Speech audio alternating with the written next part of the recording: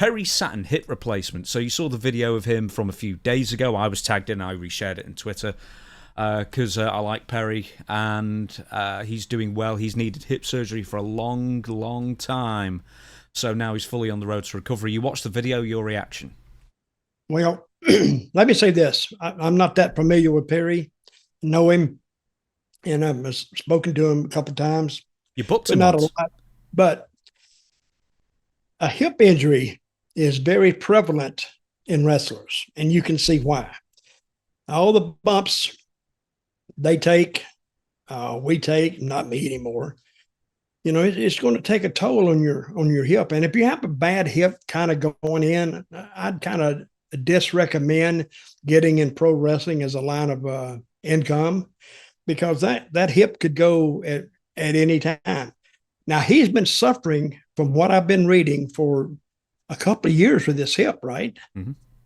And he said he's had a hip replacement surgery, and actually thanked the doctor for keeping him alive. So was this hip that serious that he could have died from the hip? I don't think he could have died from the hip, but no, I've seen him walk. I mean, he was, he could barely walk on his old hip. So this is something, a long time in the making. So I'm glad he's made a bit of money and been able to get the surgery done that he's needed. Well, I hope he's okay. And it leads me to think, you remember how Flair used to do that slam off the top rope? Mm-hmm. It's a wonder his hip is not completely gone, because he lands on his side, on his hip, every time. Yeah, but you know why he does that, or he did that anyway. It's because you told me that it was after the plane crash. He broke his back, and he found it more comfortable landing on his side. Mm-hmm. Well, but still, he's still landing on his hip, which actually he must have some tough hips, because he lands on his, I think, his right hip every time. Left hip lands on his left hip, I think. But anyway, that's a move that'll take your hips out.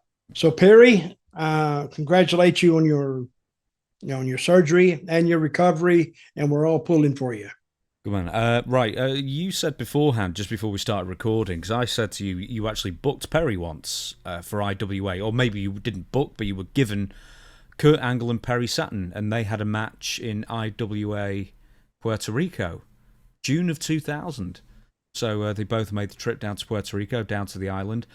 And you said you met him a few times. What do you think of him? Well, I mean, you said he was terrifying. No, this is what I've always said about wrestlers. Wrestlers get in fights because they look like they can't handle themselves. And there's a lot of them out there that they don't look like tough guys. If you went into a bar and, Perry he's not a huge guy. So his size is not, you don't notice that about him. But what you notice about is his face. He looks like a guy that if you got into it with him, you would get your clock cleaned. And I think that's how he stayed out of a lot of fights, because he looks, and he possibly is, one tough bastard. So, I think I met him in a bar one night, and I'm looking at him. I said, who in the hell would go knowingly, because they know he's a wrestler, and pick a fight with him? And I would have to say nobody, because he looks like if you picked a fight with him, you'd get your ass beat.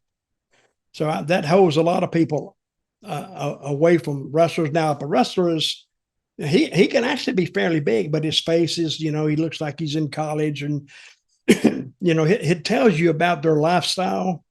And if the lifestyle looks rough and tough, pretty much you leave them alone. Can you imagine Abdullah walking into a bar somewhere and anybody going to say anything to him? Or Brody walking into a bar, or Stan Hansen, are those guys walking into a bar? People go, well, get the hell out of the way of this guy. And they never were pushy with people, never. But nobody, I would have to think, a guy would have to be completely drunk on his butt or just crazy to go and try to start something with those guys. I mean, those guys could walk into a bar and clean it out in probably 3 minutes. Perry's greatest claim to fame outside of wrestling is that he saved a woman from, I don't know if it was an assault by one person or three people trying to assault one woman, and he was shot in the commission of rescuing her as well. He was shot? So, yeah. When was this? Mid 2000s, somewhere around there, I think. In Boston, or where does he live? I don't know where this was at the time. I think I think for quite a while he led a fairly transient lifestyle, so it could have been anywhere. I could have researched the story more, in fairness. I just wanted to bring it up now. Well, good for him. And I'm glad he didn't get hurt seriously. Oh, he did get hurt seriously. That's the problem. I mean, he didn't die. No, he didn't die. Yeah. Where did he get shot? I didn't know this story. One sec. Let me just get the full story.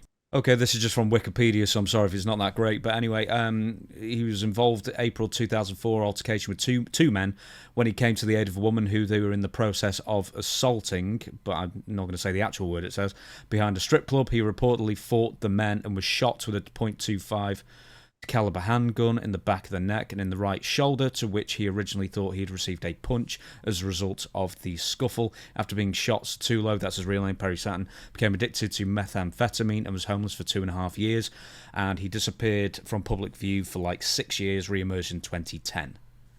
So he got shot in the back of the head, the neck? Yeah, back of the neck and in the right shoulder. And he thought he'd been punched? Yeah.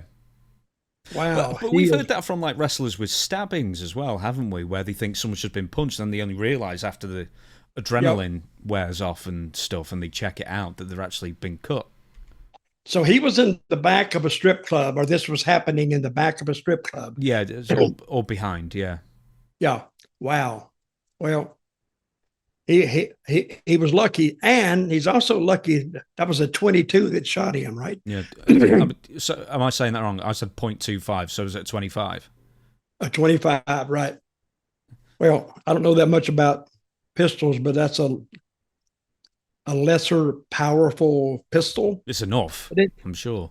But yeah, it is enough. So, Perry, I'm glad you recovered, and thank you for saving that lady.